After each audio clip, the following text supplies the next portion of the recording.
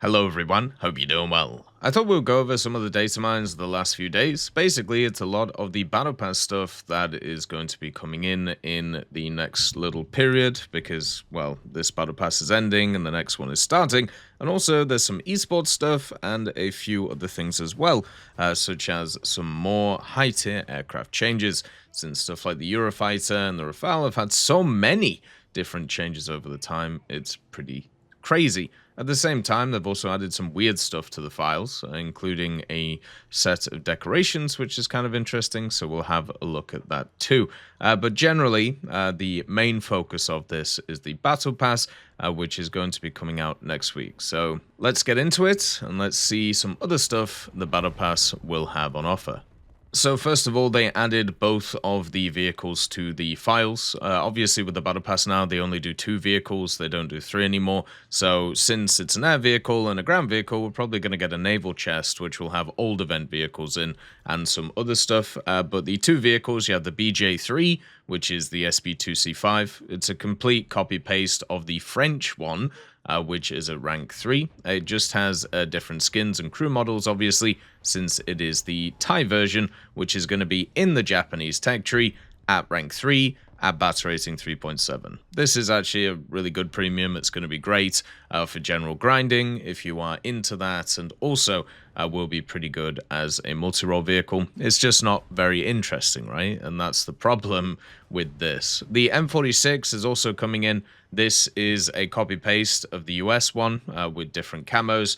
The other part, though, is it also doesn't get the chicken wire, so no add-on armor, and also misses one of the APCR shells, the M304. But to be honest, you're not using the APCR shell, so it doesn't really matter that it's missing it. It's going to be rank 4, battle rating 7.0, and once again premium. So a good grinder, but the problem is in the French tech tree, there's already a ton of really good grinders, so there's not really much point in it. So yeah, basically the M46 also gets a Legionary skin, and the SB2C5 gets a Navy camouflage skin as well, which is set up. So the other part of it is, of course, the other kind of prizes that are coming in the Battle Pass. Obviously, every Battle Pass has access to a profile picture. This one is the Foreign Legion Sapper, and of course, it's part of the French Foreign Legion, which is one of the military branches of the French army. It's actually kind of an interesting one, but we'll save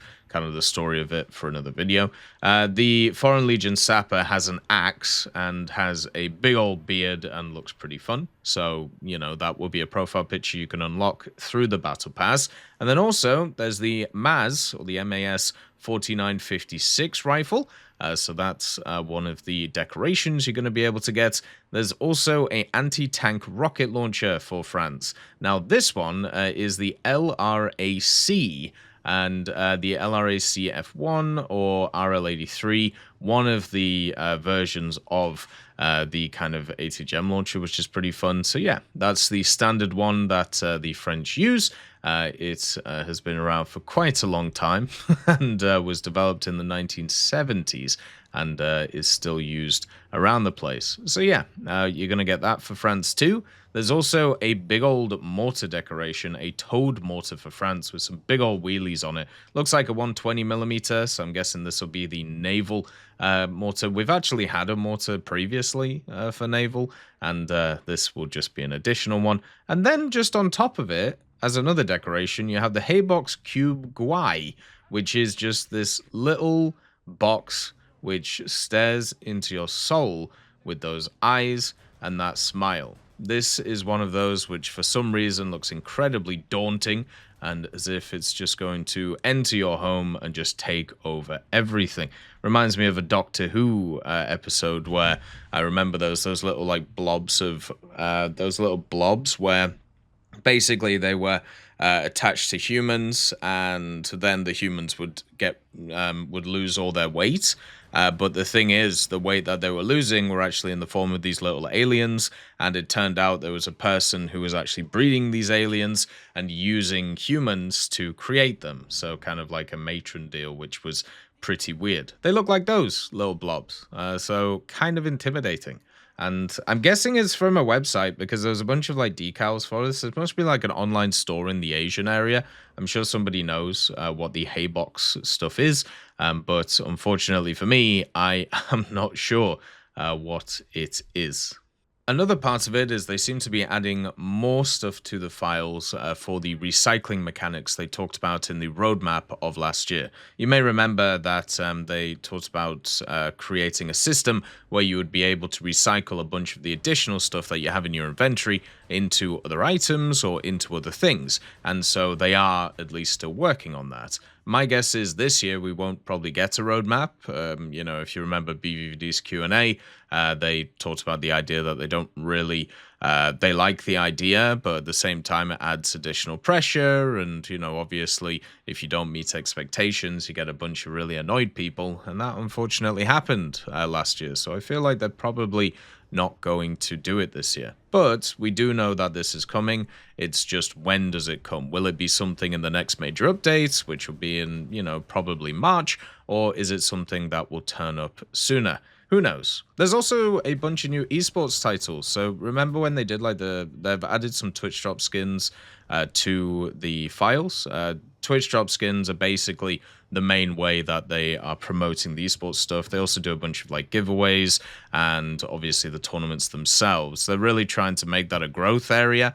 But once again, that all depends on just giving people free stuff. So I suppose as long as they're making enough money somehow from it, then, from the boxes, the loot crates that they're doing, then, yeah, it seems to be working. The new esports titles are basically just the team names that were involved last year, and also some of the teammates' names that have been around for the longest time. So it looks like they're going to give them a version of Twitch drops or something to try and promote them individually, and therefore make them a brand that people care about, because that's one of the problems with the esports side of things. As we've talked about, people just care about the free stuff. There is a very small percentage of people who actually cares about the teams or cares about the players, and then everybody else just wants the free things. So I suppose the way that you do it is you just give people more free things and hope eventually that they care. If you really want to make the esports side of things successful, what you do is you get people addicted to it. And the way that you do this, which is probably something that will happen in the future, is not just the loot box stuff, which they've tried and will continue to do, but you'll just set up betting. There'll be a Gaijin betting house, and you'll be able to bet on the tournament games. And unfortunately, whenever that comes in, it will be very sad. It's something that's happened in most sports nowadays, happens in a lot of other esports. If you have a look at CS2 and if you have a look at War Thunder, basically Gaijin is doing the same trajectory that CS has done. And the next stage of this is betting and also raffles and basically very interesting websites, and trying to skirt around specific laws of specific countries. And the difference is when it comes to the Counter-Strike ecosystem, most of it is actually done by independent parties and not by Valve themselves. The difference between this one is Gaijin has actually set everything up by themselves, so therefore they can control the whole ecosystem and then also make it disappear or reappear overnight, which is pretty dangerous, but also it means they get 100% of the market value. It also shows that it isn't worth investing in from an outside perspective, which I'm sure at some point they will want to get people to do, which is where stuff like leagues comes from, it's where stuff like monetary benefit comes from, but the problem is it's nowhere near there. But luckily, when it comes to War Thunder, it's a product that is ongoing and eventually will probably get there, just like a lot of other products did. But once again, it just depends on whether these value judgments are fair or not. And as we found in many other esports, they just aren't. Overwatch League was a disaster. If you follow League of Legends, in terms of their pro scene and what's been happening over there, especially in the Western world, it's been very, very rough. Stuff like Valorant has also been pretty bad because of their restrictions on their seasons and how they work. It's really kind of all over the place right now. And it turns out when the VC funding disappears, a bunch of other stuff does too. In War Thunder, you don't have that yet. It's not big enough. Maybe it will get to that point at some point, but economically, I think a lot of people are burnt out on it. So good luck with that, I suppose. Trying to make it a legitimate thing is going to be very hard to do, so instead of doing that, it's better just to get a bunch of people addicted to it, and that is going to be done through betting. The other thing I just wanted to comment on is the Battle Pass, and this Battle Pass is incredibly weak, and if I'm honest, it's one of those which I'm not entirely interested in terms of the vehicles. When it comes to the loading screen, I hope that's really cool. When it comes to the profile pic, I think it's pretty nice, but the general issue that I have is just the fact that we've had so much taken away from it in terms of vehicles and in terms of value, and they haven't really added in anything else for the period of time. And no, I don't think the loot crate with the old vehicles is a sign of value. I think that's a sign of degeneration, and because of the fact of you can't pick what you get out of the box. And that is one of the problems with, taking something that you would get and then, making it lose to RNG and it just disappears somewhere. The thing about especially Naval, which is the game mode which misses out on this, there are so many vehicles in Naval where straight up you could do a premium version of them or an event vehicle version of them, and they'll be exactly the same as the one in the tech tree, bar maybe some very, very small details, which is why it is so weird that they have decided to kind of go this route. I really hope the Warbond shop this year is completely different. I really hope that that part of the game is improved, but right now, as I said, I just don't see it at the moment. Maybe I'll be proved wrong when the Battle Pass comes out next week, but something tells me I won't, and that just makes me sad. Because the Battle Pass system is fantastic. It's one of those which, it's completely designed around a game like War Thunder and its free-to-play model. And War Thunder for many years missed out on Battle Passes. It was just something that just wasn't part of the game, and it took them 3 to 4 to 5 years to bring them in. But for some reason now, it's just not there. It's just not where it needs to be. And I get the logistics of a battle pass. You have to produce new vehicles every 3 months. You also, at the same time, have issues with, trying to keep people invested, but also lowering the value of it because you obviously front load it, which is what they did with the first few ones. But if this is where the standard common value of the battle pass is, I just do not see its worth. And yes, we could talk about the what is the actual cost of a rank 3 premium, what is the actual cost of a rank 4 premium, and compare it to them. But the battle pass is something else. It's a way that people can continue to grind the game every day and also get people interested in continuing to do it. Now with the event system the way that it is, where it's much more designed around the idea that you pick and choose which events that you do, and then also with the updates where a lot of them recently, the big banger vehicles have been the top tier stuff, and then also with more and more nations with more copy paste stuff coming in, and then now the battle pass also having the same issue and lowering in value, you have a lot of people now who are turning around and going, I'll just give this a miss. The seasonal content, I'm not interested.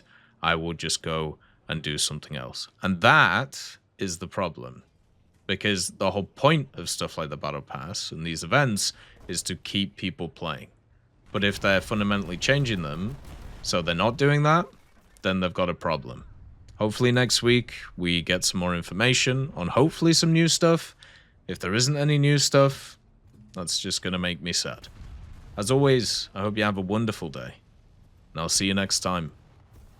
I'd just like to thank GMG Smiley, CD Beans, Chieftain Mike, EMN3 Galaxy, Tulio Pontecorvo, Brendan Quinn, Carrion Crow, Gus Irenicus, Pyman, Wartinder, Teddy, Daniel Stanton, Martinez, B. Young, Ozzy Panzer, Alan Hacker, Liam Shear, Opium Prime, Lafouche, Sem Aslan, Uncle Bean, and Derek R. for supporting the channel.